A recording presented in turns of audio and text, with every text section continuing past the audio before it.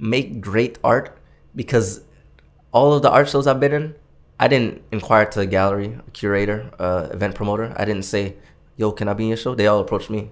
Okay. It was like, yo, you want to be in the show? Or, you know, I've never like, they all approach. So if you make great art, then people are naturally going to gravitate towards you and be like, yo, you want to come to the show and do this? Yo, I mean, some of them, like, some of them is like, I have to apply, but for the most part, and the way how you would get to, you look out for artist calls, like calls for artists. Okay. And then another thing, like I said, get on email distribution lists.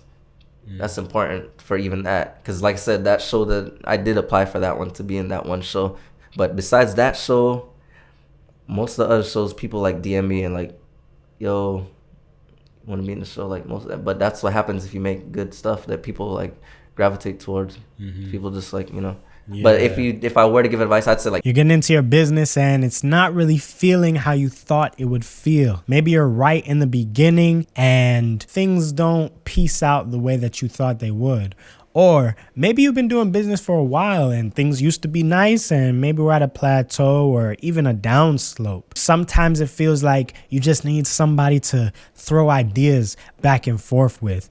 Or maybe you need somebody to talk about a whole plan, something for marketing or branding or some type of strategy, you know, put something together and execute on it. If you are feeling these type of things, you need to make sure you hit up Crystalvzns for all of your branding, content, marketing, and everything in between.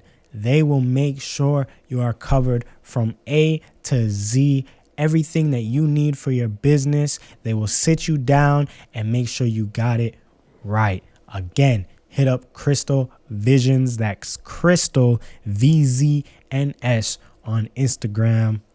Back to the episode. What's going on, family? Welcome back to another edition of the Crystalvzns, aka the Creatives Playbook Podcast, man.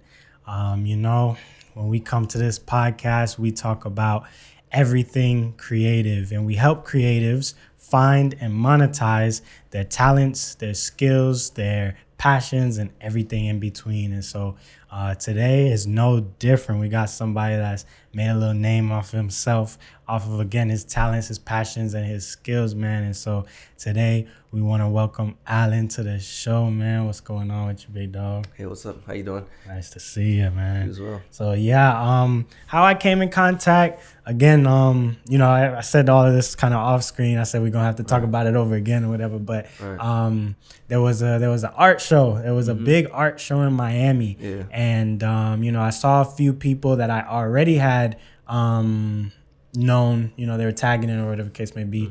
And you know, I was just checking out all the artists that was involved. And then I went to your page and I was like, immediately, I was like, yeah, like, you know what I'm saying? This man, he got sauce, he got flavor, whatever you want to call it, you know what I'm saying? So I'm like, yeah, let me go check him out. So, so go ahead, introduce yourself to the people, man, how you would like to be addressed. All right, yeah, I'm Allan. I'm on Instagram at Allan's Canvas. So I'm a contemporary artist. I do like painting, I do graphic design as well. And then, the event that Brandon's talking about is the art brunch event. So I started this event last year where I had like a hosted a brunch. I had food and I had a bunch of artists come through and bring their art. And then that event was like, it's like a cool story behind it, because I had always wanted to do something during Miami Art Week, but like the galleries, they like price gouged really bad during Miami Art Week. You know, the galleries are in Miami, which is fine. I mean, I understand it. So I was able to. So basically, at the end of last year, I mean, throughout the whole year, I was like messaging these galleries, like, how much can I rent the space for? How much can I rent the space for? And basically, all of them was like $2,500 for the day, $3,000 for the day. Wow. Yeah. So I had been doing that for months before, and I was like, yo, I didn't have that kind of money that time, and I didn't want to. You know, I didn't know how many people would show up to an event if I hosted it anyway, because you know, whatever.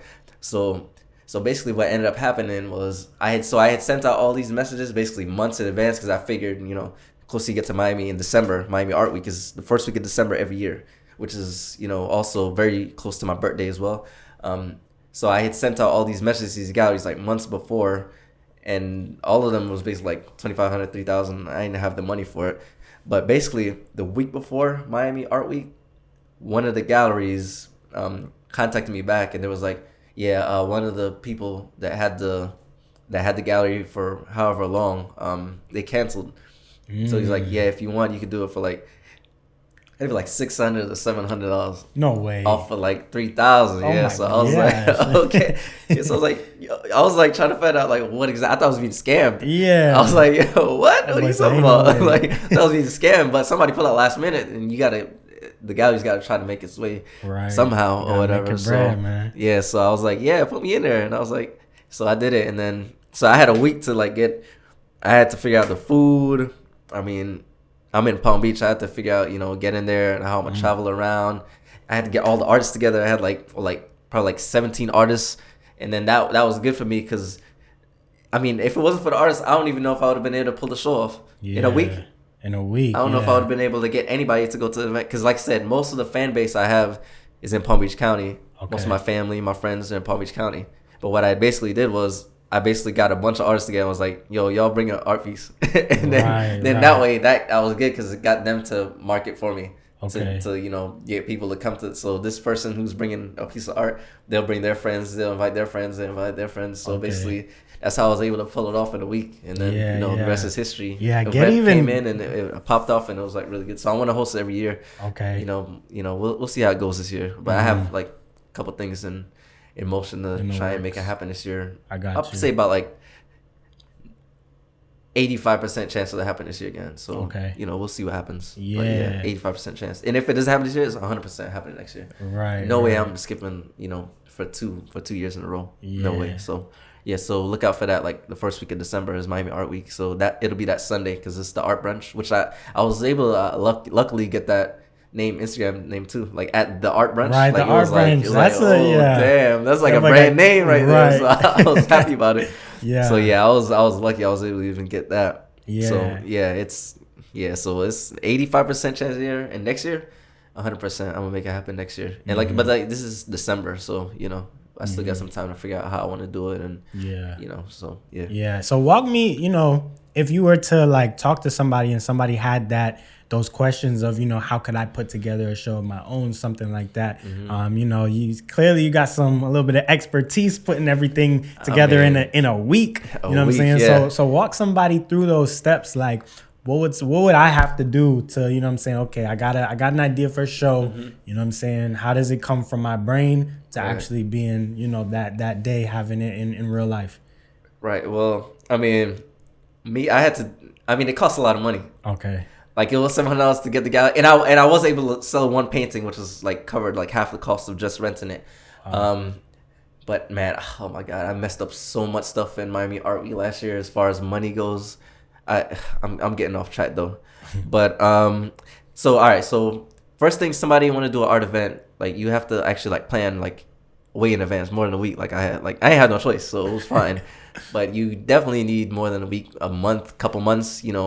So if you got that already, like, if you got a couple months, I mean, you can do it like I did and like, have some artists bring their artwork, and that'll help you out a lot. Cause like I said, they'll get everybody, all of their family and friends to come out, and that'll be, a certain percentage of your numbers. But I had to host the event had to be free.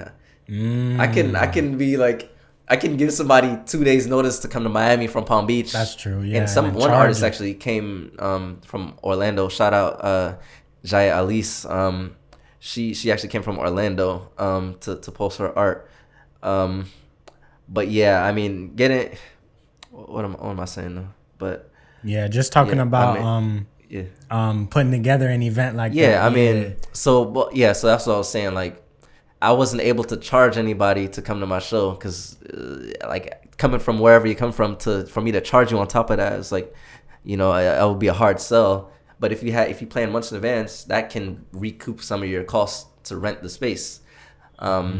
So selling tickets, to recoup some of the costs, inviting, having other artists there. Like your first show, you might not really want to do a solo show like your first time because, trying to get everybody together and all that. I mean, you kind of want to network with other artists, unless you're established. Until you become an established artist, you kind of want to get your own solo show. Yeah. Because you want to make sure that a lot of people can show up for your own solo. But yeah, so when you say solo show, you mean like just you selling everything. That's it. Yeah, just you. Yeah. But I mean, if you're, just starting out, you definitely want to just like get a bunch of other artists together. And then the thing is, if you do it, months in advance, and you're playing months in advance, you can sell the art space. I didn't have time to charge artists because if I tried to charge them a week in advance, they might not even show up. Yeah, for So, sure. but if you want, you can charge artists, say, it depends though, like how much you want, like 50, $150. It depends on the venue and where it is and how much exposure it will get.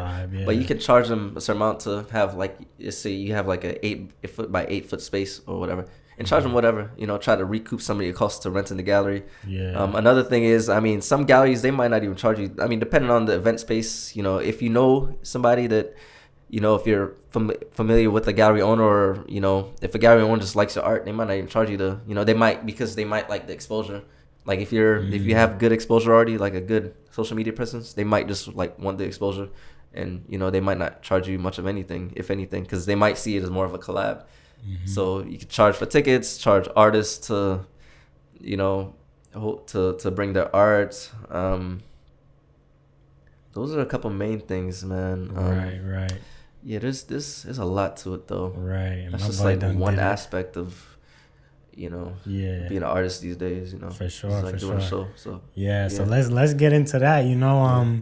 What would you call yourself? Well, you say contemporary artist. So how would you describe yourself? In even deeper in that contemporary artist, what are kind of the things that, let's say somebody's never heard of you, what I'm saying? You go out, you're trying to explain what it is that you are as a contemporary artist. What kind of things would you say?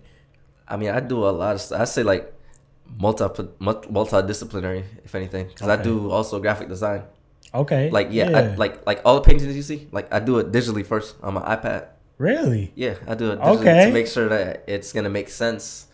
And if it doesn't make sense, if I don't like how it looks on the iPad, then scratch that. Like I go on to the next one. Okay. On to the next one. Until I find something that's like, okay, well, this is dope. Okay, wait, hold on. Now I got Didn't questions. Did you see my post earlier with the Pink Ranger Sade mashup?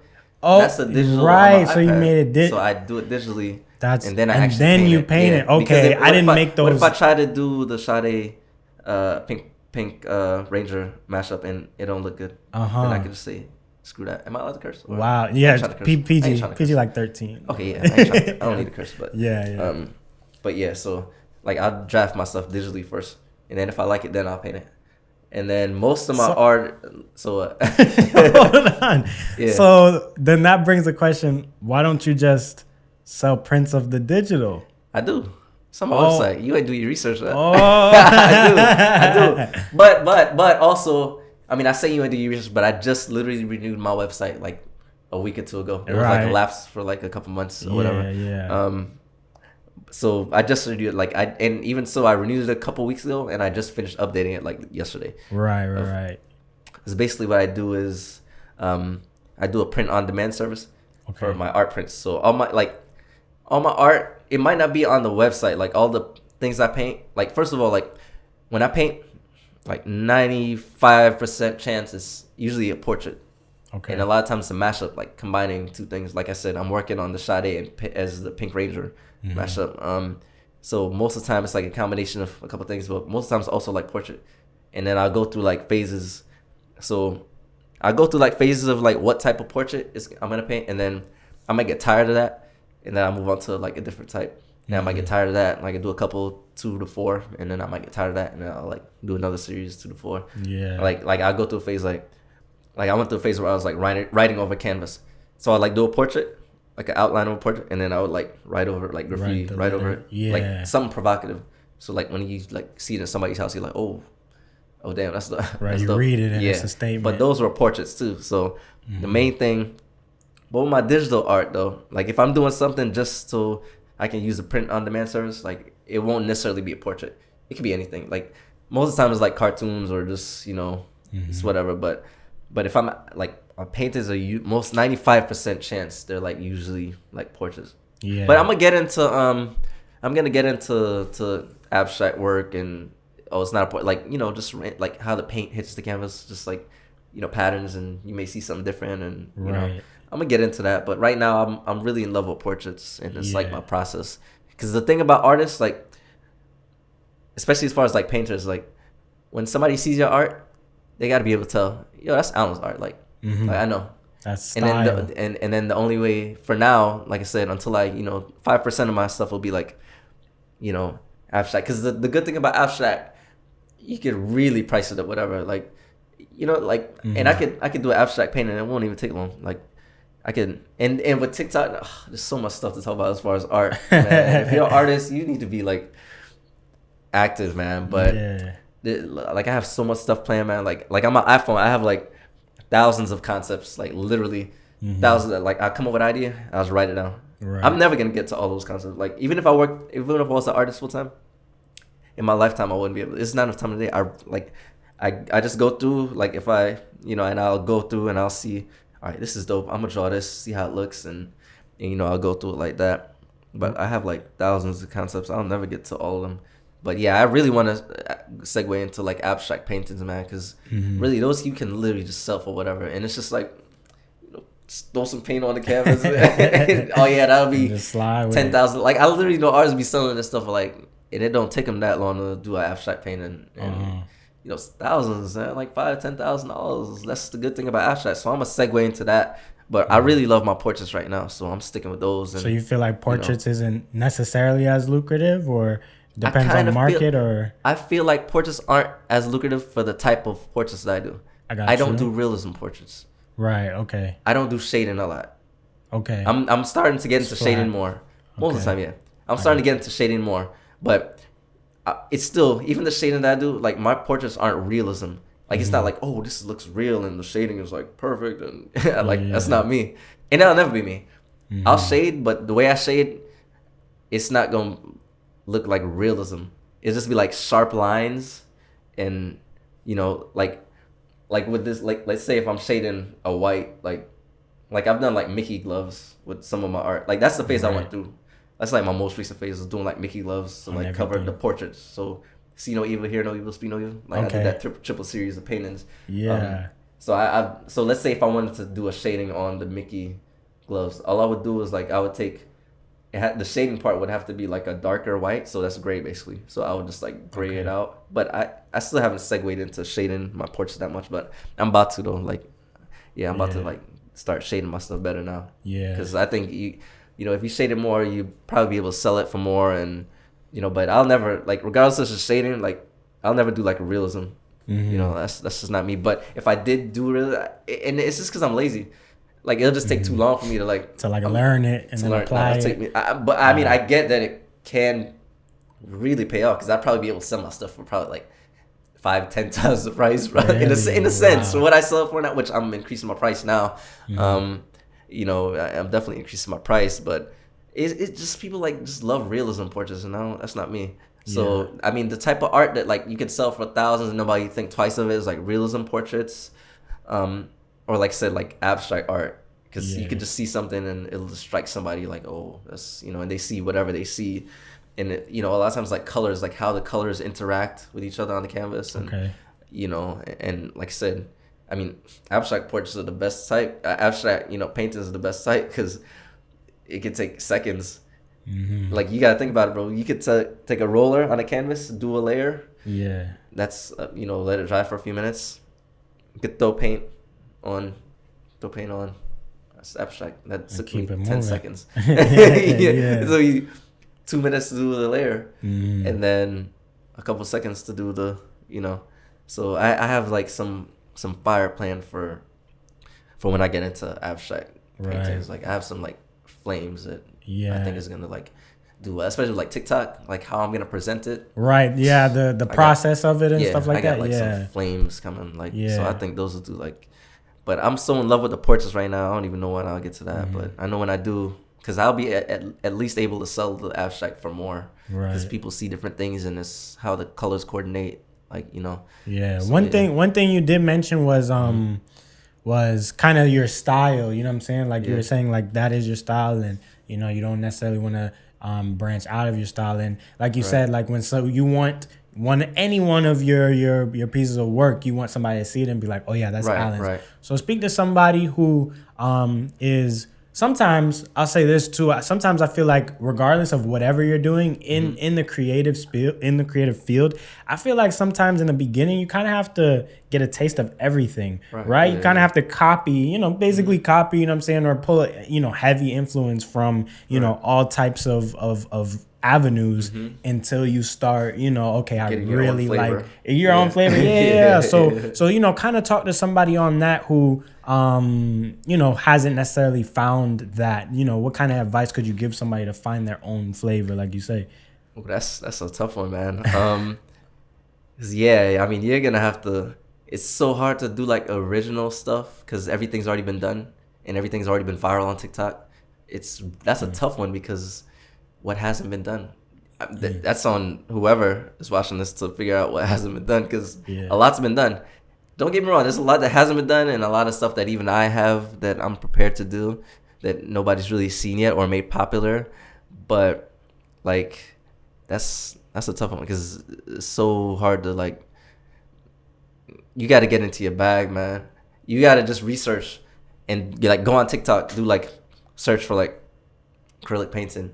Go on YouTube, do a search for like acrylic painting, like unique acrylic painting, unique this Google images, unique painting, and then you may get like an idea that's just this is good, man. Like, but yeah, I mean, like you're saying, at first trying to find your own thing, yeah, you're gonna see a lot of stuff, and you may pull a little bit from this person.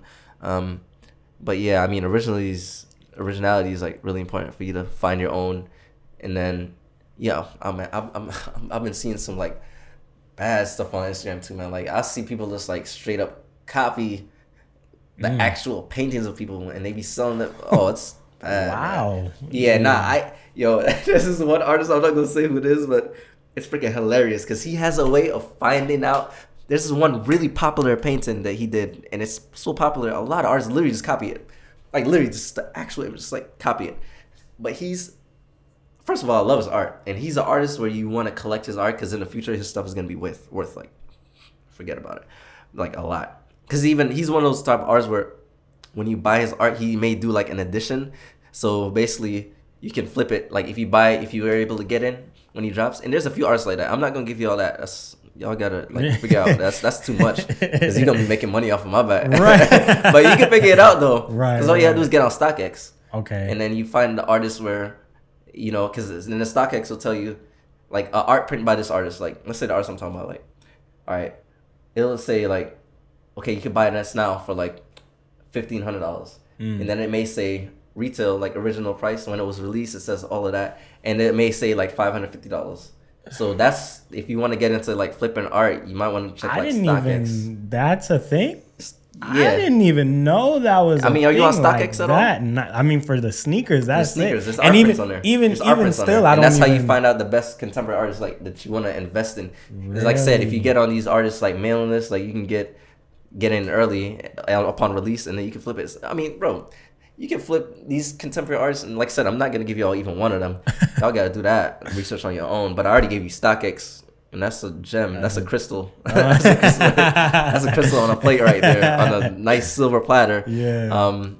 So I'm not gonna give y'all artists, but you can, find out what art. And you say, oh wow, the retail originally released like $500. That was like $1,500. You resell it for. So what about you? Like, what's your relationship with selling in StockX and stuff like that? I don't really sell on StockX right now. Okay. But I collect. Okay. Yeah. So all the artists I'm mentioning, 95% of them, I'm on their email list. So when they stuff drop, if I have the money, I'll cut. Right. And then I just hold on. Like I don't I'll hold on. I mean, it's for like flipping paint. Years. What? Yeah. I mean, they're prints. They're not. Yeah. Not the original. I mean, the artists I'm talking about. I mean, their original painting is gonna. Yeah, it's gonna be stupid. Stupid. But But even let's say, you know what? I'm gonna give y'all a free one. Cause. Okay. Cause. Get on his mailing list. He drops art, toys. He drops prints every so often. If you can get on if you can get a Cause print, or even the art toys, they won't flip for as much. But if you get like one of his prints, yeah, you can flip that for at least like 25-30%. Like, but his prints are expensive. They're gonna be at least $5,000, $8,000 for a Cause print. Yeah, I mean, it makes sense. Expensive. Like, but you can flip the toys for less. or you can hold them, and then in years from now they're gonna be worth double or triple. But you can flip the toys every so often. He drops a toy, and then you could get probably 20 to 30% return depending on what toy. I got you. But like I said, that's if you try to flip it immediately. If you try to hold on to stuff for years, that's what I do. Like I hold on to it, and I may never sell it. Like I don't really plan on selling the contemporary arts that I collect that I think are gonna be worth money. Like I don't plan on, unless I'm like going broke. Because you actually appreciate. I appreciate it, and then if I don't need to sell it, like what am I gonna sell for? Like I have a daughter. Like I can just give it to her. Like when I'm So yeah, I don't need to sell like. Unless I'm going broke and I'm like, I gotta panic mode. I need a dollar right now. Yeah. But until then, I just like collect, So yeah. Man, okay. Before you hopped in it spicy, man. You hopped in too much right spicy quick. So before we even get too far in that, man, talk to me. Throw me all the way back. What's your earliest memory of being a creative in general? When I was in like middle school, I had like a sketchbook and I just like doodle and draw, and I was pretty good at it. I was pretty good at it. I didn't really hone the skills at all, and then I would like one of my very first thing of being very creative was in that same sketchbook. I had a picture of myself. Like there was we had photos back then, just regular photos. So I cut out everything wasn't on your phone or whatever. So I cut out of my head. And I had this, like, there was this image that I drew of this, like, I think I was better at drawing back then, too, by the way. But yeah, I think I was way better at drawing back then. Like, freehand, yeah, I was probably, like, better at drawing. As far as freehand goes, as a kid, I was probably, if I had to think, freehand, I might have been better. But anyway, so, yeah, I had a photo of myself, and I cut out the head of the photo, and I put it on this basketball player image. So it was a sketch of the basketball player's body dunking, and it was like my head. Right. And that was like the very first like creative thing that I could think of to this day. And then back in 2000, like, I'd say probably like, I think 2012, my homeboy took me to Miami Art Week for the first time, and How old were you at that time? I had to be like 23 or somewhere around there, 22, 24. Okay. Yeah, so he took me to Art Basel, and I was like, yo, this is crazy right now. It blew your mind, expanded. It was a game changer. I've never been. I've never. You go with me this year. I'm going to get you to all the exclusive events, because I literally be going to events that you have to have an invitation for. You cannot. Invitation only. Like that? Yo, I get you into some events, you're just like, Okay, for sure. I can't. Sure. That's something I want to say events I've gotten it, but I don't even want to. You're right. No names. No names. But like celebrities, we just it's like. Yeah.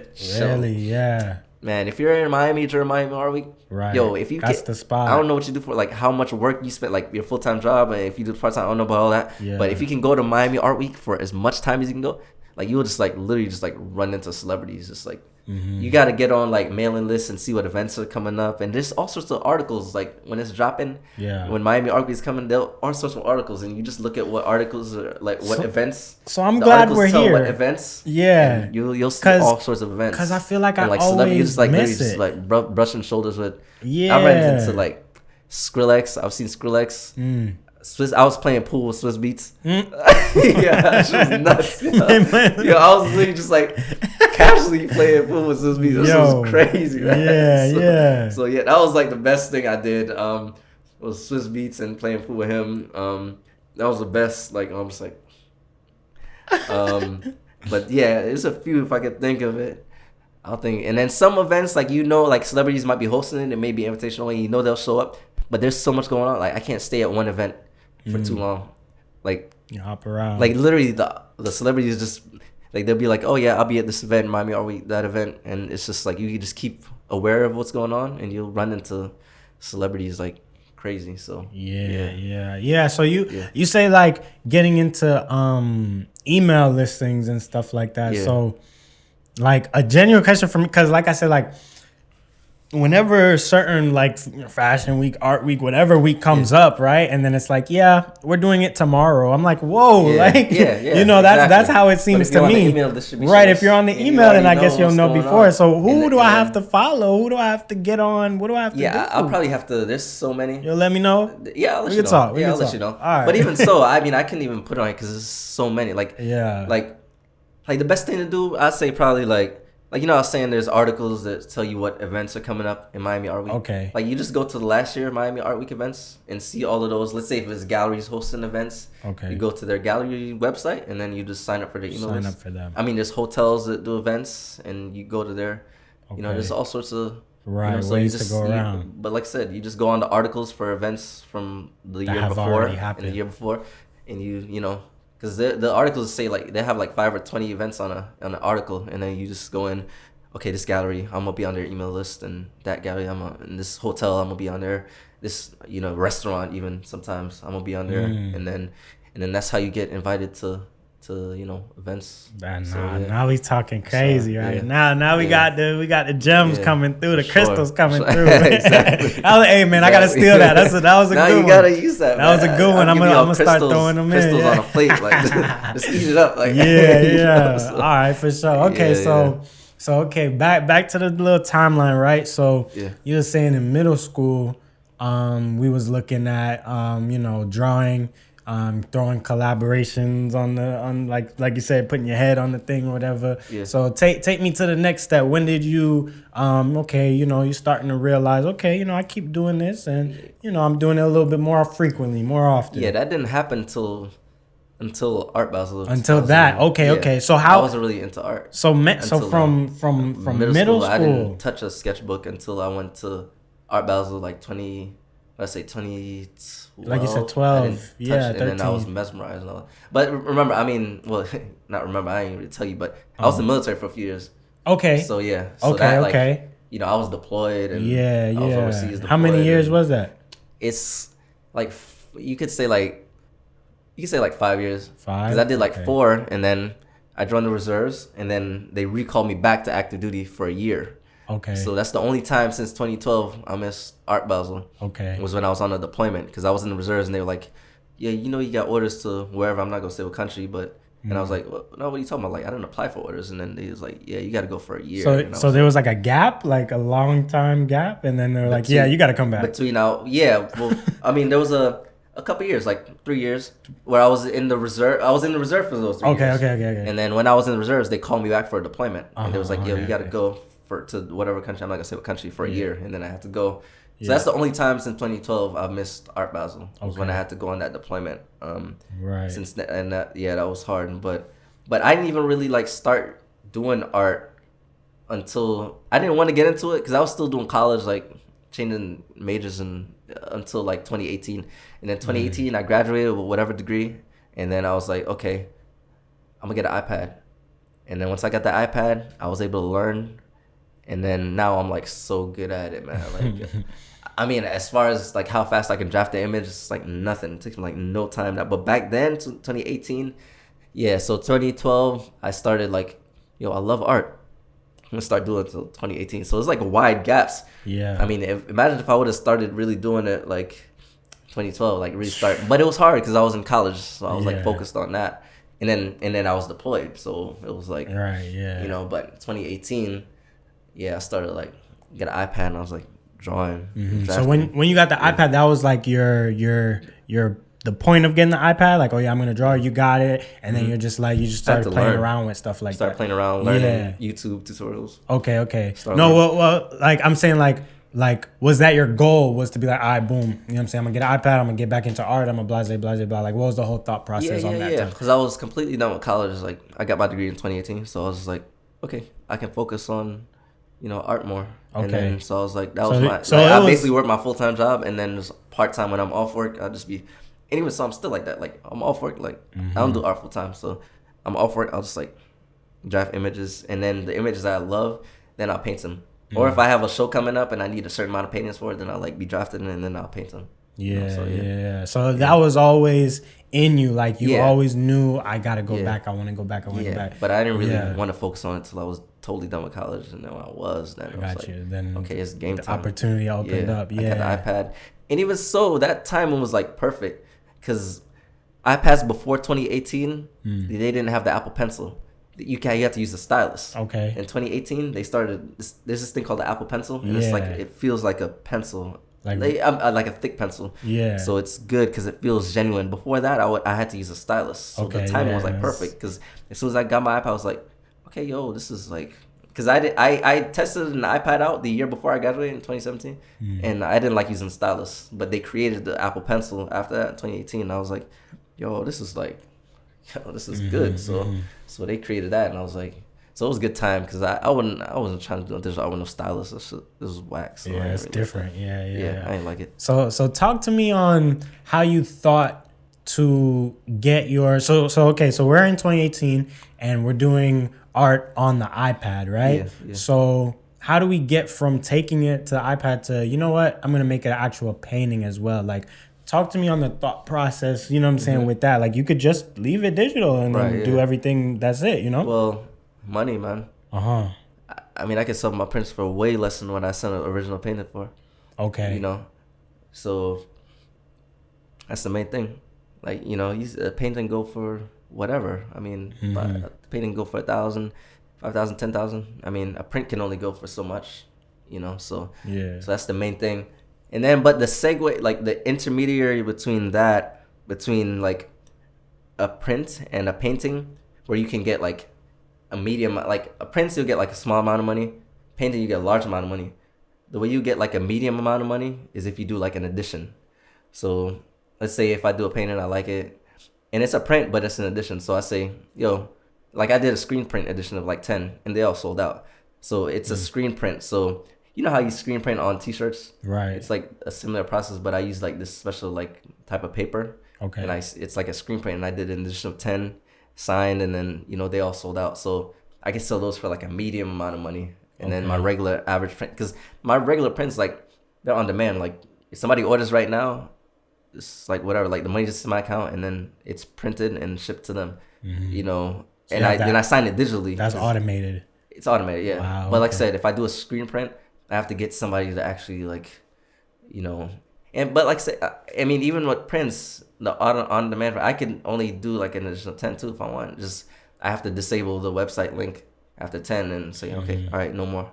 You know, but I can sell those for more. And then paintings, like original paintings, I can sell for like a good amount. You know, so that's the main thing is like, I gotta start painting because these prints ain't, you know, not sell. Right. But I mean, I can make even now. I mean, what I make off of painting could be like 10 times more than what the print is. So so that's the main thing. It was like, I get some money, man. Like, you know, this hobby is expensive. Right. So that's why I was like, yo, I gotta start painting more. You're sitting here, you're listening to this podcast episode, and you're thinking, man, I really wish I could partner with a podcast. I know that my products and my services can really benefit creatives that are listening to this podcast right now, whether it be the creatives that are listening today or be the creatives that are going to listen in a year. Podcasts like this, oh yeah, we might be going places. If you've been thinking something like that, I have a story for you, man. Now listen, we are looking to partner up with creative businesses that is going to help our audience. If you feel like you would be able to add value to the people who might listen to a podcast like this, aka somebody like you, since you're here, then make sure you hit up Crystalvzns, Crystal VZNS. Hit us up right in the DMs. And this is very early in the game. You are taking a nice investment right now in this early podcast. And as we grow, I can't promise you that the prices are going to be the same. So make sure you lock in your prices with me right now. Let's get back to the episode. What advice would you give to someone who is in that same area, balancing the digital and the physical? So I guess, you know, the advice to maximize, your time and efforts, and like you said, money as well. Right. Well, like I said, print on demand service. So you got to find that yourself. I'm not gonna go on that, but there's a couple out there, and you got to find one that does like canvas. But I mean, I can do t-shirts as well, which I do. But the thing about t-shirts, you gotta like make sure it's the right file for the website you're using, because a shade of brown, for example, might be totally different, like when it actually gets in versus when what looks like on the screen. So you got to be careful with that. So you got to make sure you have the right file. Like if it's like a CMYK versus RGB, you might want to make sure it's like, because that way if you have the right file, then it's gonna look similar to when it actually prints. So I'd say that, like, basically you want to be as like hands off as you can be. So print on demand is good. Another good one, I did a coloring book. Like I did an adult coloring book. Yeah. So that's another good way, because you get on Amazon and they have a print on demand service. So you upload the images and the book and the cover and all that. Okay. And they'll print and ship it on, like, it's on Amazon right now. Like you can cut my coloring book. Right. And I'm hands off. So if I just direct people to it, and then they can cop, and then I'm hands off. So I'd say like maximize your time by like using as much print on demand as you can. And if you're digital as well, look into an adult coloring book. And I'm doing a children's book like featuring my daughter too, but I don't know when I'm gonna drop that. It's already done, really. I just have to like actually drop it. So you could do like a children's book. I mean, whatever, stuff like that. And when you drop it, like I said, do like on demand, so you don't gotta like be packing up and mailing out every day, 'cause it's like too much time. So they have print on demand service for like t-shirts and canvas prints, and like I said, the book, I use Amazon for that. Right. So yeah, get into how that relationship works with because you were explaining how you kind of just send the files to Amazon. Is it pretty similar with that? And then how does the percentages and stuff like that work and all that good stuff? It's exactly the same. What Amazon does, you could kind of say they're the same thing. It's like royalties. So like the print on demand service, that's not the adult coloring book, right? They'll say to print a t-shirt, it's this amount of money, and then you can sell your t-shirt for whatever. So let's say it's $13 to print and ship that t-shirt. If you're charging $30 for a t-shirt, then you make $17 and your hands off. But like I said, as far as t-shirts go, you got to make sure that it's the right color, right file, like CMYK versus RGB and all that, because it could come in the wrong color, and then you don't want to, you don't really want problems with that. So, yeah, that's the main thing with that, I got you. Okay. Yeah. So let's get back to how we was looking at the timeline, right? Because you were saying, even off camera, you were saying like, you started and it was kind of catching on pretty fast for you. So tell me more about 2018 and how we was looking, starting to actually, because it's one thing to draw and it's one thing to put everything together. It's another thing to, okay, I'm marketing, I'm putting on social media, I'm trying to get my name out there as an established person. So talk about that, starting that up. I mean, to be honest, nothing was really popping off in 2018. Okay. 2019, 2020. Man, yeah. really, honestly, like the months leading up to Miami Art Week, which is December of last year, it's only a few months ago. My stuff wasn't necessarily like popping like that, and I learned a lot in Miami Art Week. Like I sold like 2 paintings, and basically, like if you're managing the digital and the physical, I mean, you want to paint. Like I said, paintings are good because there's really no limit to what you can sell it for. Prints is limited, like it's print on demand, and it's limited what people pay for. But for original one-of-one painting, like people pay a lot more. So basically, the months leading up to Miami Art Week, I started noticing that I can sell that for way more. And so that was like a good way to manage my time, because I could have to sell like a lot of prints to make what I make off of one original painting. So I basically started focusing on that more, and then I've been like selling like consistently, like my paintings, like since a few months before Art Basel.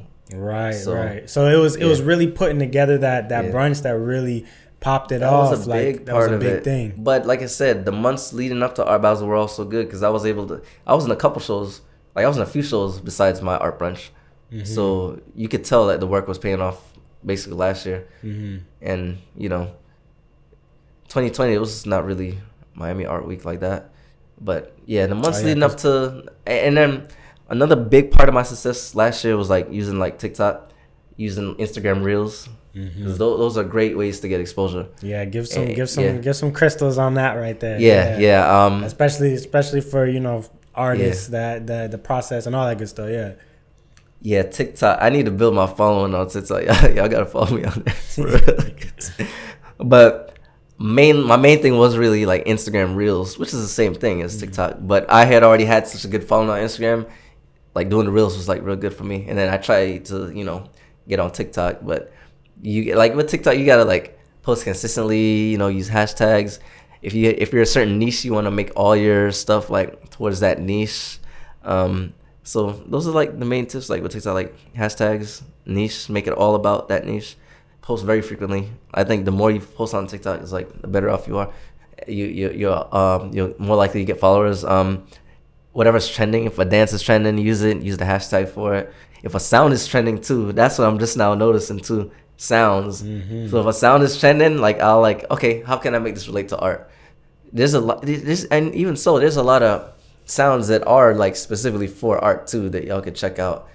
Because when you do a certain sound, like some people just like search just for the sound and they just want to see different videos with certain sounds, so they'll come across your stuff, and it's all grouped together. And, so they can come across your stuff like that. How do you do that? How do you, like you said, relate it to art? Because I was trying to do that the other day, like 2 days ago, something like that. I'm like, okay, this is a good sound and I'd love to use it, but like, how do I translate it, Yeah. Now you can, for me, it's easy. I mean, if there's a certain sound I like, all I gotta do to upload a TikTok video, I can just act like I'm painting something, and I just have the sound like I'm saying it, like the voiceover, like I'm saying, and all I'm doing is acting like I'm painting, or maybe I acting like I'm on my iPad and I'm just using the, so stuff like that. Or maybe I just have a big painting in the back, and then I'll do whatever voiceover. But you can see like there's like a profound painting behind me, so it's like that kind of grabs your attention more. So I mean, there's ways to relate to whatever soundbite or whatever. So you just gotta get creative with it. That's all. Yeah, man. TikTok is crazy right now, blowing people up, and just like you said, TikTok and Reels is pretty much the same thing, but that TikTok's a different though. It's like it could be a different. Wow, yeah. It could go. You know what I'm saying? It could really go. But the thing about it, you have to really post like very often, and if you're consistent, you can do like a video like this random like art tips, like, and then how they do the pointing and all that. So you can do stuff like that every day. Like I just gave you like 1,000 crystals. Like I can drop 5 right now on TikTok. Like right. I drop 5 right. I can drop 5 every day. And if I'm consistent, I'm gonna get a TikTok following. And then if you get a following, people share your stuff. The more of a following you have, that's your fan base. So those are the people that are gonna buy your art. So that's it. Yeah. So talk on that, right? Because sometimes I feel like it doesn't always translate, like you said, for artists, translate from a following to sales. No, that's extremely hard. Yeah. But at least you have the foundation. Okay. And then that's another thing too. Like you don't ever want to really try to sell people your art. Like if I'm DMing somebody because they're like, I don't know, maybe they put like flames emojis on my stuff or whatever, I'm more likely be like I won't be like, yo, you want to print? Yo, you want? I'll probably be like, yo, you like this painting? Like, let me know if you have any questions about it. Okay. That's the type of stuff you do. Like, like people that like it or not necessarily like, but especially if they like comment on it, like, or I need this or I want this, like heart face, emojis or whatever. Like I'll say, oh, like let me know if you have any questions about this art, and then from there, if they like the story, then they might just buy it. Right. Yeah, so, go a little bit deeper into that. How has that worked? Some examples and stuff like that. I mean, it works. It works. But nothing works more than like when people believe in you. Like if people believe your art is gonna be worth more in like 5 years, they're gonna pay. They're gonna buy it. Like you won't even have to act. Like you could post it, and No. Yeah. Then let's yeah, I think in 5 years, I think his stuff is gonna be worth like, I think I'll be able to even sell it back. Like I was telling you about certain contemporary artists, you can flip their art. Like if people believe in you, they're gonna buy your stuff. But you really can only make them believe in you if you like, post consistently, like just have like good content, man. Like, and that's another part of it too. Like it's a constant struggle between, as an artist, and I'm gonna look y'all in the eyes. It's like you gotta sometimes right in the camera. You gotta sometimes make art that it's not necessarily something you would have in your house, but if you know people like it and they'll buy it, it's like just make it and see where it goes and see if because I'm constantly struggling between that. Like sometimes I'll make art that like I would have this in my house, but I don't really think anybody else would have it in the house, but I'm gonna still paint it because I like it. And then if it doesn't sell, I'll have it. I have thousands of ideas written down on my phone. I have drafts. I have like a lot of drafts of stuff that I'm going to paint, and I just keep editing it little by little. And some of them was like, when it's coming out, I'm like, I'm not gonna be able to sell this. So sometimes, depending on what I got going on, like I just like sideline it, and then I'll like start painting the stuff that's like, okay, this will sell. So sometimes, and it's in every art piece is something that at the very least I would have in my house regardless. But it's more of a matter of like, is it just me that's gonna like this, or is other people gonna like it? And it's a constant struggle for artists because they make stuff like, but like, bro, nobody else likes, let's say anime. I mean, everybody loves anime, but like if you're only like painting anime, like certain type of people ain't gonna pay thousands of dollars for an anime painting. I mean, a lot of people are, but a lot of people really aren't. So, it depends. Or maybe I'll just say like, not necessarily anime, but less popular characters in anime. Okay. Like people that don't know anime know Goku. Right. Like no Dragon Ball Z. Like if you're painting those characters, there's a lot of people gonna buy it. If you're painting like whatever, I don't know too much anime, but like anime characters is just like not popular. Like cartoons is just not popular. Way less people can relate to it, so you're probably gonna make less sales. So I mean, it sucks. You love that anime, that's your favorite, but nobody even heard of that anime. Like, why are you gonna spend your time painting that if nobody's even heard of it? You're gonna have a hard time making that sell. So sometimes you gotta paint the Goku, and that's just one example of how. Because if you're just painting stuff that only you like forever, you're never gonna make any money, and you're just gonna paint yourself in the debt. So you gotta find that balance, where you're painting stuff that people like and actually buy versus, nobody's gonna buy this, but I'm gonna just paint it because I like it. So how have you been able to find that balance of like you said, like kind of appealing to the masses versus the stuff that you like? Yeah, it's hard. I'm still like figuring that part out. Yeah, I'm still. There's a lot of. I mean, but I'm way better at it now. Okay. I'm way better at it now. I'm way better. Right. So what kind of stuff could you tell somebody, from where you're at to where you were, Well, and then for example, like I wasted like 2 canvas on paintings that I knew I wouldn't like, but there was a show that was coming up for me that I had to apply to be in the show, and I was like, yo, these would be good fits in this type of gallery. So I did the paintings, and they're okay. I might be able to sell them eventually, maybe. But I didn't even really like them. But I thought that it would be a good fit for the gallery show and the type of show that they're doing. But now one of them I didn't even finish, and then the other one, it's gonna be a harder sell. And then the worst part is I got in that show, but they're too big. The only canvas I paint on are 3x4, like 36 by 48 inch canvas. Okay. So they wanted like the most, like 24 by 24. So I wasted all that time. And I still was able to get in the show and do my other paintings, but my earlier works are that small. My current works are always, as far as painting goes, 99% of them are 36 by 48. But I had some earlier paintings where I was like, okay, I'll apply with these, and then I got in. But yeah, so those two paintings probably sell eventually, but like they limit your size. Yeah, because certain shows, certain galleries like different amount of wall space, so they can't have 10 people bringing in, big 3x4 size paintings when they can have 20 people bring in 2x2 paintings. Okay. So a certain amount of wall space each. Yeah. So they limit. Sense. Yeah. So that show which I got in was like you could have a max of 3, and they each couldn't be more than like 2 feet by 2 feet. So I basically like wasted those paintings, which they might have done good in that gallery, but I wasted it because I didn't even read the fine print where you had to a certain size. But I'll probably eventually be able to sell those. But I kind of wasted thinking, oh yeah, it'll do good to get that type of, which it would have, but it it was pointless because it was too big. So in retrospect, I wouldn't have painted those. I have like way more flames coming. That's me, that to my fan base that they'll love. So I wasted those to paint. But I mean, it's no such thing as a waste of trial and error. Yeah, it's no such thing. I mean, in 50 years, those paintings, regardless, is gonna sell for $10,000 because I mean, stuff that's old just naturally just sells for more. Yeah. So I mean, my daughter will have that in 50 years. Grandkids will have it in 50 years, and they can just sell it for whatever they want.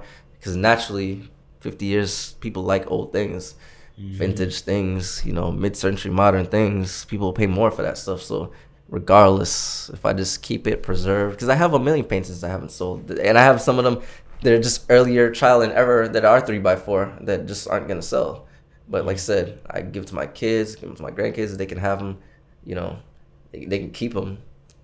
They can do whatever they want with them, really, or sell them. But like I said, naturally, stuff that's old, like 50 years from now, if people see stuff from, oh, this is from 2020. Oh, this is crazy, and this is, you know, this is a Corona year. Oh, I want stuff from that year because I'm a collector of things from that year. They may be just willing to pay $20,000 just for, because you might find somebody that's just like collecting old vintage stuff from Corona year, and they might pay whatever. I was gonna say, we really did live through history, like before our eyes, a lot of it. We done seen a lot of things, bro. I mean, even just 9/11.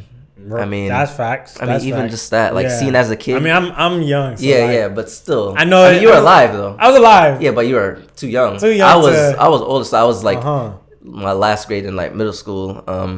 So I mean, seeing that as a kid is like, the hell? Like, right, you gotta message you forever. It's almost like not, you know, because like you're not there, but like it happened, and then it's like, you know, like that's history, bro. You know what I'm saying? Yeah. But it's like, I mean, we've that been just through happened. recession and like 2007, 2008. Right, 2008, and then now we about to have their whole houses, and we're kind of already in one. Yeah, the market's gonna crash, like, because they're charging like way too much for houses, and the interest rates are like ridiculous, like crazy. Like I don't even think like when it we'll get back to art though. Back to art, because I'm into that stuff, like investing in real estate. I'm into that stuff, so we're like that, like way off track. But okay, so bring me back to the years, like not the year, but so you said it was 2020 or was it 2021, just before the brunch, and you said that you were getting into art shows and stuff like that. Talk about the importance of getting in. So I want two things. I want the importance of getting into it and how it affected you, and then also the step by step of how to do it in the first place. You know what I'm saying? So let's go to there, right? I have my paintings, right? And I'm looking at art shows, and I know it exists. I know it's out there. How do I get in? How do I get my foot in the door? Yeah, that's a tough one. I'm gonna say make great art, because all of the art shows I've been in, I didn't inquire to a gallery, a curator, event promoter. I didn't say, yo, can I be in your show? They all approached me. Okay. It was like, yo, you want to be in the show? Or, you know, I've never like, they all approach. So if you make great art, then people are naturally going to gravitate towards you and be like, yo, you want to come to the show and do this? I mean, some of them, like, some of them is like, I have to apply, but for the most part, and the way how you would get to, you look out for artist calls, like calls for artists. Okay. And then another thing, like I said, get on email distribution lists. That's important for even that. Because like I said, that show that I did apply for that one to be in that one show. But besides that show, most of the other shows, people like DM me and like, yo, want to be in the show? Like most of that. But that's what happens if you make good stuff that people like gravitate towards. People just like, you know. Yeah. But if I were to give advice, I'd say like get on email lists and be on the lookout for like call for artists. I mean, you can search for call for artists, Google hashtags. I mean, you can find some stuff. Or a lot of people, like people just post like stuff on their story, and you know, don't just click past that. Like see what the deadlines are for this and that, and you know, and get on some email lists, because they might blast out an email saying, yo, we're looking for artists for this event or for that event. But you know, most of those people just like approach me like, you want to be in the show? And you know, I'll do it, or I won't. Right. Not every show is worth it, man. Like if I'm not gonna get the support, like I did some, like I've been to shows where I'm just like, yeah, I'm not gonna do this again, like just because or whatever know? Like how do you feel that out? Like I don't even want to say, because I don't really, but you'll feel it. Okay. You know, but there, I mean, most shows I'll be in again. Like I'm talking about like one specific show, and it was also, I want to clarify, it was last year during Basel, and it was just like, it wasn't popping. Yeah, I'm not talking about like anything recent or nothing like that. Like I'm talking about a very specific show. It was just like, yeah, I can't do this again. Yeah. Like I need some support. It would be basically like going to an event and the stuff to hang stuff was like how am I gonna hang my art here? The way how the infrastructure was is just not there for me to be able to hang my art. Okay. So if the love's not there, yeah, I'm not gonna do that again. I got you. And you can feel when the love is there and when it's not. At least have some things that make sense. But the way how everything was aligned, and I'm looking, I'm like, yeah, I can't do this. Like, it's not gonna work. I tried. I did try, but nah. So I would never like do that show again. They'd have to like figure out their infrastructure, because I basically can really hang my art, because it was just like, but I'm not blasting nobody. I don't care. That's like water under the bridge. I don't care. I don't want nobody to see this and think, yeah, he's not grateful, because I was grateful for it, because that was like, I'm always, if it's a Miami Art Week show, I'm always down for it. Like I'm always grateful for the opportunity, because Miami Art Week is like I really love that. So I don't want to make it seem like I'm ungrateful, so I'm gonna just get off of that. But you'll basically feel the love, you know, if a show is right for you and if it makes sense. So yeah. Okay. So now how has that really impacted you? Because one big thing, which is crazy, right? It's really like the cliches in life it's real. It's just, it is what it is. You know what I'm saying? A lot of the cliches, it's like you really have to abide by that. So when people say like your network is your net worth, like, you know what I'm saying? I really thought I could be dolo, chilling by myself, like, and make it. You know what I'm saying? You can't. Like, you really have to know people, and not just know people. Like, you have to have, you know, good relationships, good conversation, all that, good connections. You know, and so. Yeah, so, you know what I'm saying, with good connections, with, you know, good art shows and stuff like that, how has that influenced your business? It's always just good to have a good network. Yeah, I mean, like I said, how that's influenced my business is most of the shows I've been on, I haven't reached out to anybody. They came to me and was like, yo, you want to be in the show?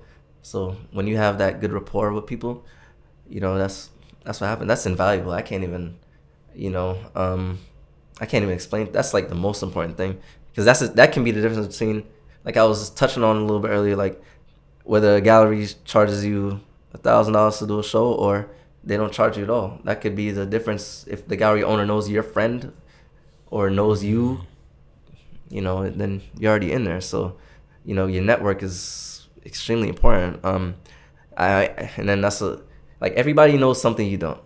So you don't want to ever like sideline somebody like, yeah, oh, this person's not buying my art, so I'm not gonna mess with. Like, you know, everybody knows something, you know, because if they like your art, like they may refer you, and you may not even know it, because they may DM whoever your art, and then that person might buy it. So you don't ever want to like sideline people. Like, you know, if people love your art, like let them be a fan of it and let them love it, and they don't ever really have to buy it. But you know, the whole time, I believe most of my opportunities, man, was like people telling people about my art. Like they see my art, they may DM this person, and like this year's been really great to me. Last year is really, really good. Yeah, it's just people talking about like sending my art to people, and you know, basically it's rooms that I'm not privy to be in. People are speaking my name basically, and that happens if you make good art and you're good with people, and you know, yeah. So just treat people nice, and it'll come back. Right. Karma, man, karma. Everything you put in the world comes back to you. So put in good energy, it's gonna come back on the back end, you know. So yeah. Nah, that's heavy. That's heavy. Yeah. Yeah. So, so now closing the gap to everything, right? To these few years prior to where we are now. How have you been looking in terms of like you said, up to that brunch? You know, that's when things really started rolling and popping and stuff like that. So, yeah, how does that look like for you? You know, the difference between, you know, 2018, 2019 versus that area. You know, what was the major difference? How could you influence somebody? Be like, yo, this is where I messed up at, and this is where you can be better. Speed the process up, whatever the case is. Yeah, I wouldn't necessarily say speed the process up. Make those mistakes. like my mistake, like I told you about those 2 paintings I did. I mean, 50 years, my kids could probably sell them for however much, you know. Make those mistakes, man. I'm still making mistakes. Like, I'm drafting every day. Stuff doesn't come out how I like it. You know, don't rush the process. Just enjoy the process. You know, have a good network. Like, network with artists. Let them grow you. See advice. Like, I mean, there's so much advice I could give, man. But yeah, I wouldn't make those mistakes, man. You literally have to make mistakes, though. Like, for example, like if you're painting, right? And this is something I haven't done yet, but I literally, like a few days ago, I got a blow dryer. So I'm planning on that, instead of waiting for my paint to dry, like one layer, because it takes several layers sometimes. Now I literally just got a blow dryer a couple of days. I'm gonna be able to crank out paint as faster, because instead of waiting 10 minutes for it to dry, my acrylics usually dry about 10 to 15 or so minutes. I can 60 seconds blow dry it, new layer, for what took me 15 minutes to dry times 5 layers I might have to put on. Now it takes me probably, over an hour? Now it probably takes me 15 minutes total. This is me trying. I haven't tried it yet. I just got the blow dryer literally a couple of days ago, but okay. I'm hopeful about it. I think it'll end up working. So that'll like streamline my process. But there's a million tips, man. But main thing is you got to make those mistakes. I still make mistakes, and I still have to make those mistakes, because I mean, even naturally I'm gonna make mistakes because I'm mixing paint to get certain colors I want. So I may mix like to get the right shade of brown. I may mix it like with white. I may mix it with gray. I mean, and those mixes I'm making before I get the right colors, you know, they may be like, those are mistakes, but I have to make them. And then when I get the right color, like I'll write it down. So for this painting, I write it down. I mix this brown with this amount of white, or this brown with this amount of gray. But I may have mixed it 5 times before I got that brown and gray combination. Right. You know, I may, you know, so don't rush the process. Like, make those mistakes. You're supposed to. I mean, yeah, I mean, I wouldn't, just enjoy the moment, man. Just make those mistakes. And I wouldn't, I mean, nobody wants somebody that's like an overnight, like, you know, like one day they're not painted, and then the next day they're like, oh yeah, I just did the Mona Lisa. Like, nobody wants that. Like, people want people that they've been, oh, this person's been putting in work for a while now, you know. But if for example, if I gave you a 2-hour course full of crystals, and now you making better paintings than me, like in no time, and now you're posting all these paintings, like nobody wants, like, you just like you're just starting. Like, nobody wants to, like, just take your time, make those mistakes, and, you know, get good at it.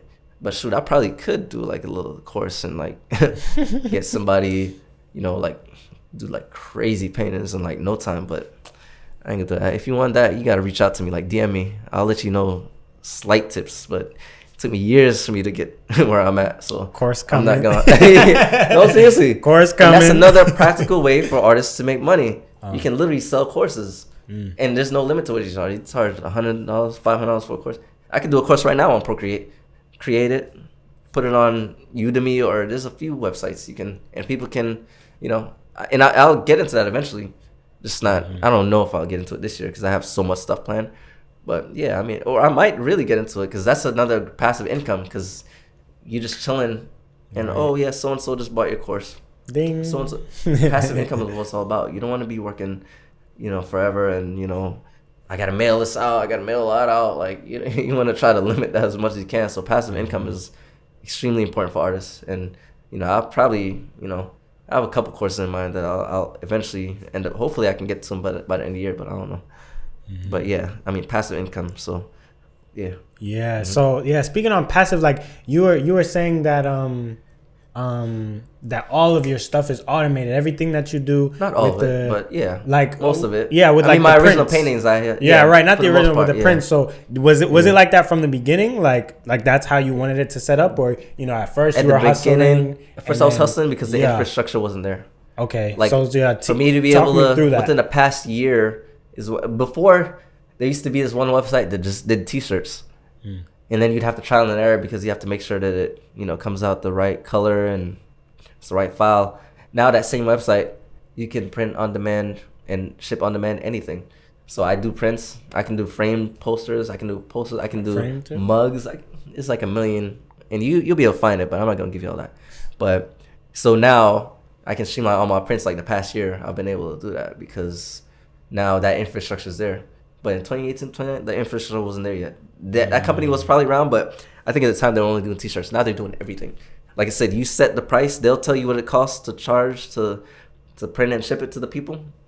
I don't know, depending on what item, it's gonna be like 10 to 30 or however much. And it can get more than that. But then let's say if it costs $10 to print something and ship on demand, and you're charging $50 for it. Now you just gotta direct people to your website, and then boom, automatically. So yeah. Mm-hmm. Yeah. Yeah. Okay. So now, how we looking now? How's everything going with business now? What are the things that we're getting into? Last couple months, and for a little bit, couple months forward. What's going on? Yeah. Shows. I don't think I have any shows coming up, but I mean, my art is in the gallery right now. Like a really good gallery in Delray Beach called the Arts Warehouse. And it's gonna be there the next month. It's gonna be there for 4 weeks. So that's the most major thing that I've had so far happen, because that is a nice gallery. For it to be there 30 days is a real blessing. I have a million things coming, man. I can't even get into. I mean, this is too much because, like I said, I did the adult coloring book. I have version 2 I could drop probably any day now because I have all the outlines for all the vectors for all my art. I could drop that any day. I could drop my daughter's children's book any day because it's done. I just have to do a final edit if I want to change the image, see how she looks in doing different things. That's done though. I just have to maybe do a final edit, but all the pages are done. The wording is there. So that could be coming down. A bunch more paintings are coming down because all this passive income stuff, man. You may make a sale every so often, but when I sell a painting, that's when so I'm really focusing on paintings more. So I have a lot of paintings coming down the pipeline, and that's gonna be my main thing because the profit margin on that is stupid. Versus prints, it could be days before I sell a print, but I could post a photo of my painting right now, and for what it takes me to sell 5 prints or 10 prints or 20 prints. I can make that one painting, one original painting. So I'm focusing more on that. So so yeah, a lot more paintings coming down the pipeline. A lot of digital art coming down, so yeah. It's too much, man. It's a lot. It's a lot, yeah. A lot of stuff coming, man. A lot, yeah. So what would you say as an artist? What is, I don't want to say end goal because it never really ends, right? Yeah. But what's that vision that you have for yourself as an artist? Where do you want to be? I don't even want to give it a timing yet because we will do the timing in 2 years, 5 years, whatever. Right. But you know what I'm saying? End goal type of thing. Yeah. I want to always be painting. Be 100 painting. And then I kept touching on in 50 years, the paintings I have now, they'll be worth more regardless just because it's so old and people love vintage stuff. And then passing all my paintings to my kids and their kids, that's really important for me too. I have this idea of breakouts. So let's say all the paintings, I may have, let's say, I don't know, in 50 years I may have 100 paintings that are just in a stash because they can't sell for whatever reason. They didn't sell. I may have 100 paintings. I've always had this idea of breaking out paintings by 10 at a time by generation. So let's say if a new generation is born, you go to the warehouse or whatever part of my house, and then you break out this decade worth of paintings, and they might be paintings nobody's seen before. Yeah. And my kids, and then a new generation is born. Okay, yeah, we'll break out the next generation. And let's say if I have 100 paintings that just never sold, I may be able to break them out 10 by 10 by 10, and then forever people will be able to see my art, basically forever. So, that's a fantasy of mine too. And then I don't know, I guess my art prints selling and me being able to just give my daughter the files to be able to run my business, to still be able to sell prints forever. I'm the only one with the master files to be able to print on demand because I have the master files. So I'll be able to pass it on to my kids and their kids and all of that. So yeah, just being able to pass on that legacy is real important. So right. Mm-hmm. That's some good stuff, man. Well, how do we see Allan, in 1 year, where do we see ourselves? Yeah. So that we can come right back to this podcast and give an update. You know what I'm saying? Yeah. Be like, I did that. In a year, flames, man. I got some flames for y'all head tops. It's gonna be crazy. Yeah, just a lot of work, man. A lot of paintings. Price increased. Price went up. Yesterday's price is not today's price. So a year from now, I might be selling my stuff for like double, maybe. Wow. That's just my plan. Right. And it may not sell, but I may not want to sell it. I may just want to hold off on my art until it sells for that price in a year. I'm inching up, increasing my price a little by little. But by next year, yeah, I mean, by art battles this year, my stuff might be like double the price. So, yeah, so, increase in price, increase in everything, man. Right. Everything. Right. More life. Y'all heard More it life. first, man. We gonna check in. We're going to check back in a year, man. Yeah. And where do you see yourself in 5 years' time? I ain't even working. Right. Nah. My art may just be like doing its own thing, and I'm just like, oh, new art sale today, new painting sale, new print sale. Ding. Just watching it. Okay. Exactly. That may be where I'm at in 5 years, for real. Right. Because I'm about to get heavy on TikTok, man. Y'all follow me on there, because I'm about to get like, because I've noticed like people sometimes they don't even have good content, but they post often. So their stuff like gets like real good exposure because they're consistent. They post once a day, twice a day, 5 times a week. They have a process where they post often. I'm about to be there like, yeah, this is your tips for, man. All them tips you just gave, man. Make a TikTok. Make 10 TikToks. Crystals, man. You good. All the crystals right now, man. Y'all iced out right now. That's lit, Bust man. down, man. For sure. Man, well, if you were BBS's crystals. Right. BBS's right. Boy, we shining over here, man. I'm telling you, I gave y'all too much. Yeah, it was good. It was good stuff, man. Yeah. So if you were to wrap everything up, you know what I'm saying, and you were to pass it down to the the next generation of artists, and the people that's coming up, the people who have a vision but they scared to make it, or whatever the case may be, what would your final parting words be?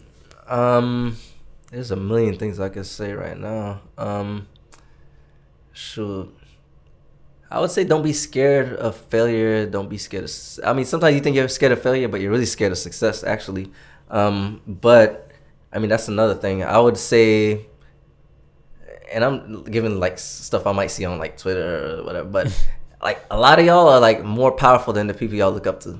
Like, if you apply yourself, like, you're better. You can make better art, better music, better whatever than a lot of people look up to. Just make it, put it out there, and then, see where it goes. Network.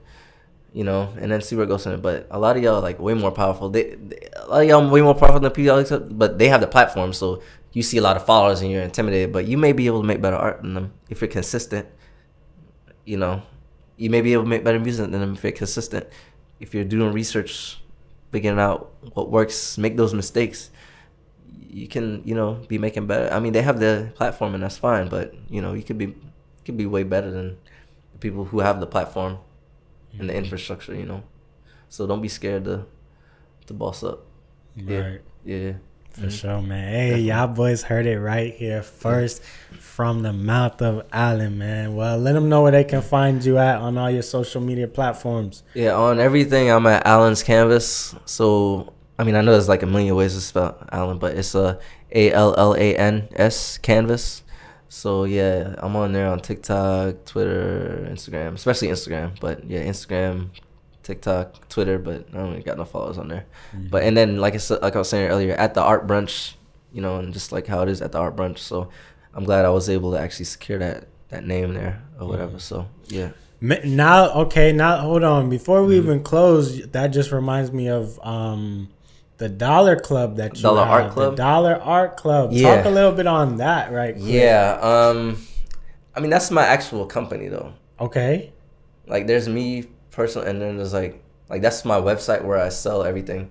And basically where I'm getting it to, and the infrastructure is kind of there already, but it's like art subscription kits. But like I said, the infrastructure is there, but I'm not pushing it because I have work to do on that. But that's another thing I'm doing. But I mean, we're talking a lot about passive. That's not passive. because I have to put the kits together. Put the kits together. But Right. I mean, they're nice. Like, I designed these boxes that are really nice, and I mean, the infrastructure can be there. Like, I have my website up, so if somebody orders a paint kit right now, I can deliver it. But I haven't really been pushing it too much because, I mean, I have a lot. But it's a quarterly paint kit. So this quarter, I have 2 images, and then so April, May, June, and then July, I'll have 2 new images, and then they'll be able to order. But like I said, the infrastructure is actually there. If somebody's on my website, they can actually order it. I just haven't been pushing it. But once I start pushing it, yeah, that's another thing too, is the art painting subscription kits, because basically I mail paint to you and paint brushes and the pre-drawn canvas, so you can just like paint and paint it how you like, and it's like good quality canvas, so you can, so that's another thing. Yeah, I really need to start pushing that, because like nobody's doing that. And I got the boxes. I have like 100 boxes, but I just haven't been pushing it. But I'm glad, because I spent like a month or 2 months just getting that infrastructure. Right. And that's why it's to the point where if somebody goes on my website right now, because anybody can go on my website any day. So the infrastructure is there to where if somebody goes on my website right now, they can order it, and I'll be able to deliver it. I just haven't been pushing it. But if I start pushing it, yeah, it's gonna pop off. Because all you gotta do to get stuff like that popping off, like, is like, get influencers to promote your stuff, and I found, and they'll do TikToks and they'll do Instagram Reels and all that, and get them to promote for you. And all you gotta do is like give them up for free, and they'll promote for you, and they can tag you in it, and so I can get that really popping. I got too much, man. I got like too much on my plate. But another thing with that, like I said, I'm focused on paintings, like, because those are the most profitable. Once I make enough from paintings, I can start focusing on other stuff. But my paintings are real profitable right now, so that's why I got to focus on. Because I don't necessarily make a lot off the paint kits, but they're dope though. But I don't necessarily make a lot of money off of them at all. Right. That's just off the love of it. Yeah. I mean, it's just a dope concept. Nobody's doing it, so I might as well. I saw it. I was like, okay. I mean, it's dope. Like I said, the infrastructure's there. I can't, if somebody order right now, I can deliver it, but I'm gonna focus on it more. But I need to sell some more paintings, get more money, so I can start focusing on that. And then when I do start focusing on that, yeah, I'm gonna increase the price, because how I have it right now, between all the equipment that's in there and the cost for the boxes alone, those boxes are like a nice design. I mean, yeah, for all of that right now, if somebody buys a paint kit, I'm not really making money off of that. I'm making some, but not a lot. It's not worth it to get everything together and all that. So once I start focusing on that, maybe next quarter, then I'll be able to like push it more, and I have to increase price, because right now I'm like, if I sell, I'm making a little bit of money, but not really a lot. So yeah, no, I got you. Nah, that's solid though. That's solid though. Yeah, man. Well, thank y'all so much for coming through, checking out the Crystalvzns Podcast, man. As he said, go ahead, check out his Instagram at Allan's Canvas. Make sure y'all check out our Instagram, TikTok, Twitter, all that good stuff at Crystalvzns. And until next time, we out. Yeah, thanks a lot for having me, man. I appreciate it. For sure, man. I appreciate you coming through, for real. Of course, definitely.